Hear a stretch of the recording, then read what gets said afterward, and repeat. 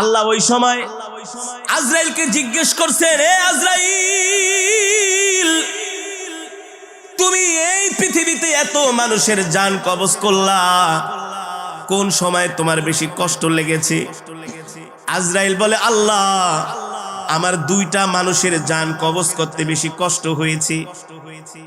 দুইটা মানুষের জান কবজ করতে আমার কষ্ট হয়েছে। হায়াতুল হায়াওয়ানের মধ্যে এসেছে, আল বিদায়া ওয়ান নিহায়ার মধ্যে এসেছে। আজরাইল বলে, আমার দুইটা মানুষের জান কবজ করতে সবচেয়ে বেশি কষ্ট হয়েছে।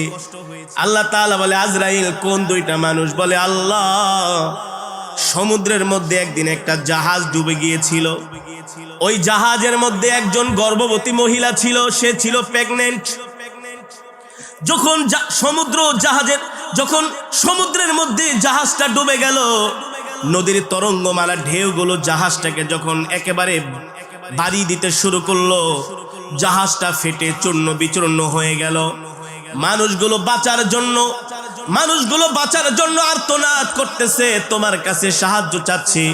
ওই অবস্থায় ওই সমুদ্রের মধ্যে জাহাজের তক্তার উপরে একটা মহিলা, গর্ভবতী মহিলা, ওই তক্তা ধরে কোন রকম বেঁচে ছিল। কিন্তু তার পেটে ছিল সন্তান।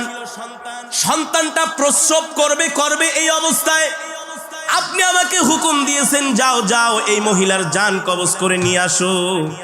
ওই সময় আমার খুব মায়া লেগেছিল, এই অবস্থায় যদি আমি এই মহিলার জান কবজ করি, এই মহিলারই কি হবে আর বাচ্চাটারই কি হবে?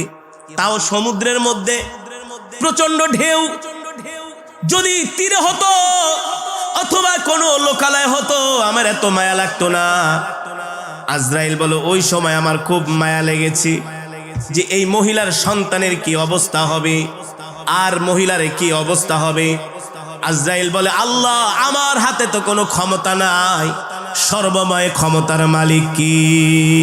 আরো জোরে বলেন, কে? ইন্নামা আমরুহু ইযা আরাদা শাইআন আইয়াকুলা লাহু কুন ফায়াকুন।